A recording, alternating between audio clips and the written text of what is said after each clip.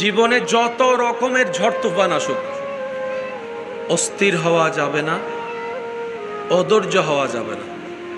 করণীয় কি? যা হওয়ার হোক, যেমন হওয়ার হোক, আমার একজন মালিক আছে।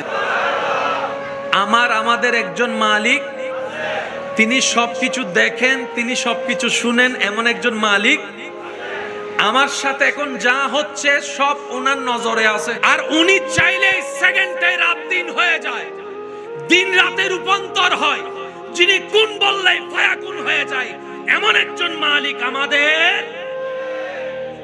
এরকম একজন মালিক থাকতে আমাদের টেনশন করার কোনো দরকার। আমাদের কাজ হচ্ছে যে ওনার হুকুমের অপেক্ষা করা। ওনার হুকুমের, সবাই বলেন না, ওনার হুকুমের।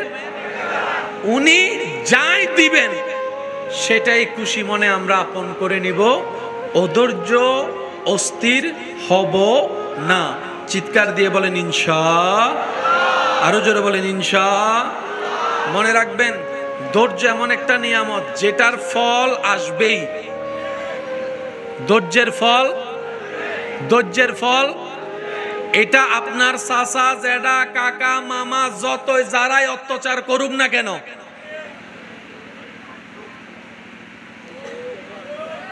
কথা বলেন না, শুধু তাকায় থাকবেন রবের রহমতের দিকে।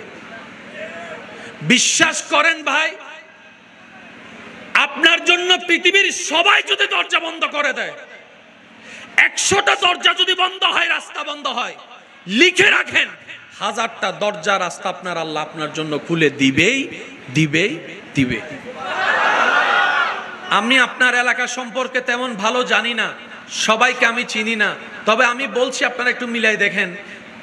এই এলাকায় এমনও কিছু বর্তমানে দনওয়ালা মানুষ আছে যারা একসময় বাতের বাতও পায়নি। নাই মনে হয় নাই। এই এলাকায় এমনও কিছু মানুষ আছে যাদের আন্ডারে শত শত মানুষ চাকরি করে, কিন্তু এক সময় উনি নিজে চাকরি করছে 20 টাকা, 30 টাকা, 40 টাকার বেতনে। আরেকটু আওয়াজ দিয়ে বলেন আছে। আরো জোরে বলেন আছে। এই এলাকায় এমনও অনেক মানুষ আছে যারা টাকায়, যারা